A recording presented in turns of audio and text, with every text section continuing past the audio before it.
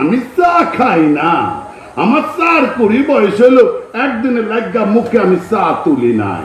আমি দুধ খাই, দুধ, তবে জাতা দুধ নয়, আমি ছাগলের দুধ খাই।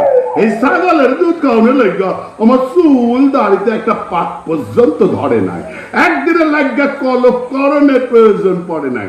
তবে জাতা ছাগল নয়, আমি রাম ছাগলের দুধ। তুমি গরুর দুধ খাও না, রাম ছাগলের দুধ খাও, তা নিয়ে আমার মাথা ব্যথা নেই। আমি জিজ্ঞেস করছি, সিদ্ধেশ্বরের বাড়ির ভেতর তুমি কি করছো? তোমার সঙ্গে সিদ্ধেশ্বরের কি প্রয়োজন? ভোজন? আমি সিদ্ধেশ্বরের বাড়িতে ভোজন করুন, হালার পহালারে পাইলে পিঠের চাল আমরা সব তুই না নিতাম। ওই কি কইতাছি, কথা কানে ঢোয় নাই? আহারে, কি এমন বয়স হয়েছে, এর মধ্যে কানের মাথা কান খাইয়া বসে আসো।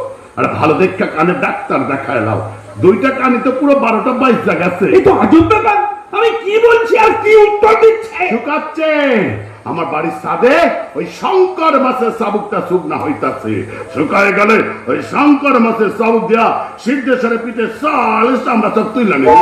কি ভাবতাছে আমি আমি বুড়া হইয়া গেছি, কি দুর্বল হইয়া পড়ছি? মোটেই না, আমার নাম পুণ্ডরীকাক্ষ বিশালাক্ষ জগদীশ্বর মহা উপাধ্যায়। আমার নাম হলে বাঘে গরুতে এক ঘাটে পানি খায়, আর আমার লাগে মান্দবাজি।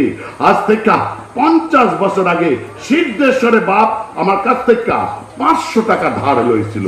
ওর বাপ তো ময়রা ভূত হইয়া গেছে, সুদে আসলে কত টাকা হয় একটু হিসেব পয়সা কইয়া দাও তো। আমার এই এক শিরা মানে হাইড্রোসিলে ব্যথার জন্য এতদিন আমি শয্যাশায়ী পইরাছিলাম। ও মনা রে মনা, কি ব্যথা রে, কি কমু। এক শিরার ব্যথা যখন ওঠে, সারা শরীর একদম ঝনঝন ঝনঝন ঝনঝনায়া যায়, মাথা কান পুরো বন বন বন বন বন বনায়া ওঠে। যার আছে এক শিরার ব্যথা, সেই জানে রে মনা কি ব্যথা। ব্যথাটা আজ একটু কম পড়তে বিছানা সাইডে উঠাইলাম, গোটা বাড়ি তন্ন তন্ন করে খুঁজলাম, আমারে দেখতে পাই হালার পহালার পলায় গেছে। ঠিক আছে, আজ আমি চইলা যাইতাছি, কাল আমো ইয়ানে বৈশা থাকুক, কাল না পাইলে পরশু আমি ইয়ানে বৈশা থাকুক, কিন্তু হালার পহালার আমি ছাড়ুম না। আমার